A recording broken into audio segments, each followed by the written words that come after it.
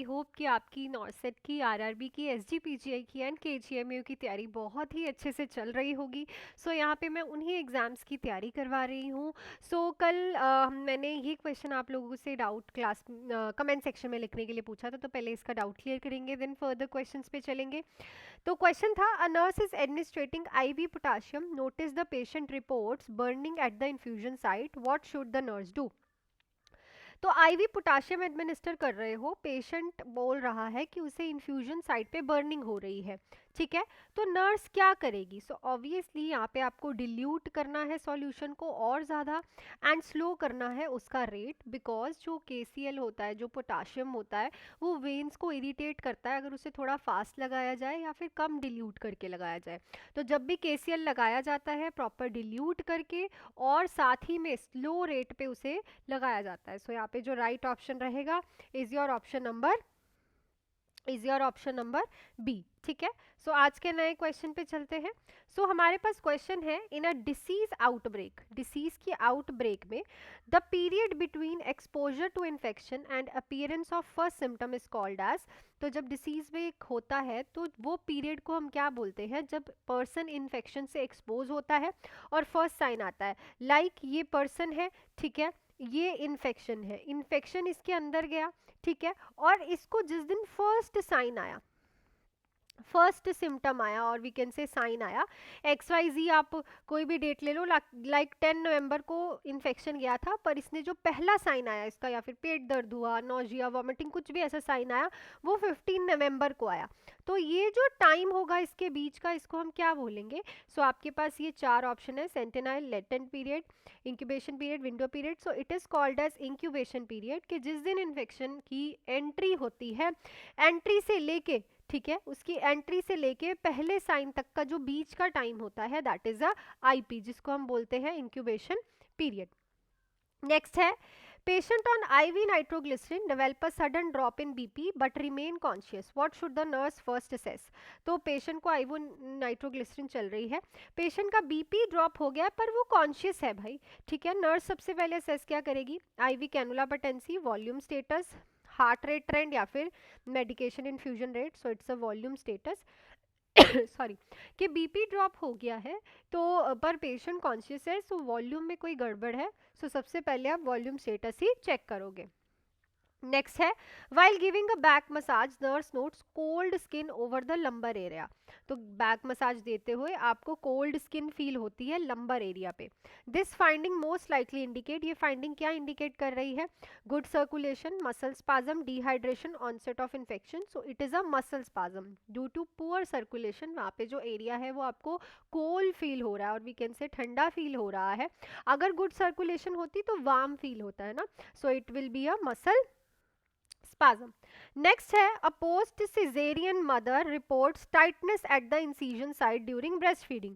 breastfeeding कराते हुए postpartum woman को cesarean section वाले कट पे tightness फील हो रही है। नर्स क्या सस्पेक्ट करेगी? Early wound essence, normal pulling sensation, beginning of mastitis, या फिर it is a compromise uterine tone. So it is a early wound essence, क्योंकि इन्फ्लेमेशन वहाँ पे टाइट डायसेंस हो गया होगा जिसकी वजह से इन्फ्लेमेशन हो गई होगी और मदर को वहाँ पे टाइटनेस फील हो रही होगी। सो राइट यहाँ पे क्या रहेगा ऑप्शन हमारे पास? Option number A. नेक्स्ट है, a field nurse find several households using the same well showing mild टर्ब्यूडिटी।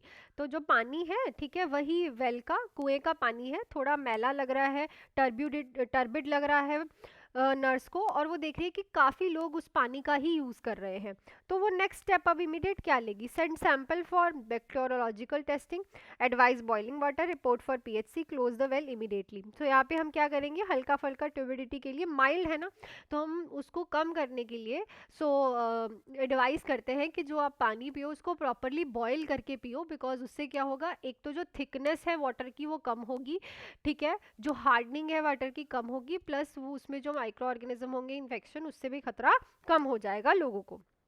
सो यहाँ पे आप क्या करोगे, नेक्स्ट स्टेप फटाफट से लोगों को ये चीज़ एडवाइस करनी है। नेक्स्ट पे चलते हैं, उससे पहले मेरे न्यू बैचेस बेटा स्टार्ट हो चुके हैं जो कि आप लोग ज्वाइन कर सकते हो। इस नंबर पे मुझे कॉल या फिर मैसेज करके आज ही। क्विक रिवीजन बैच है, ऑल इन वन बैच है, आपने आज देख लिया होगा। AMC का भी जो है नोटिफिकेशन आया है, तो उसके लिए भी आप प्रिपेयर कर रहे हो। RRB का एग्जाम हो जाएगा आपके आने वाले 6 महीनों में, ठीक है। SG PGI PGI KGMU नॉर्सेट 10, तो तैयारी देखो आपको ही करनी है, बहुत टाइम है आगे, अभी भी अच्छे से अपना पढ़ना स्टार्ट कर देते हो तो हाई टाइम है। क्विक रिवीजन बैच 4 मंथ्स का जिसकी फीस ओनली 2499 है। 6 मंथ्स का बैच है जिसकी फीस 3499 है। Live recorded classes, full theory, MCQ classes, test series and non nursing classes आप लोगों को मिलने वाली है, तो फटाफट से आप लोग मेरे साथ जुड़ सकते हैं। सो कोई भी बैच इन दोनों में से ज्वाइन करके। नेक्स्ट क्वेश्चन पे चलते हैं। A 2-year-old on IV fluid shows sudden irritability and high pitched cry. So 2 साल का बच्चा है, IV फ्लूइड पे है, सडन उसे इरिटेबिलिटी हो रही है और हाई पिच्ड क्राई आ रही है। नर्स सबसे पहले क्या रूल आउट करेगी, anxiety, increase ICP, fluid deficient, air infection. So it is an increased ICP, क्योंकि sudden irritability and high pitched cry are the hallmark sign in the childrens, जो कि early हमें इंक्रीज ICP में देखने को मिलते हैं। नेक्स्ट है, patient in an skeletal action reports decrease ability to dorsiflex the foot. तो स्केल्टन ट्रैक्शन वाला बोल रहा है कि डॉर्सीफ्लेक्स नहीं कर पा रहा है वो फुट को। मोस्ट लाइकली क्या इंडिकेट होगा, tight traction ropes, tibial fracture displacement, peroneal nerve compression, या फिर poor circulation only. So it is a peroneal nerve compression, जो कि एज अ कॉम्प्लिकेशन भी मानी गई है स्केलेटन ट्रैक्शन की। सो अगर डॉर्सीफ्लेक्स, क्योंकि डॉर्सीफ्लेक्स पे तो वही है ना, पेरोनियल नर्व ही कंप्रेस हुई है जिसकी वजह से पेशेंट को प्रॉब्लम आ रही है। सो राइट ऑप्शन क्या रहेगा यहाँ पे, option number C। Next question पे चलते हैं।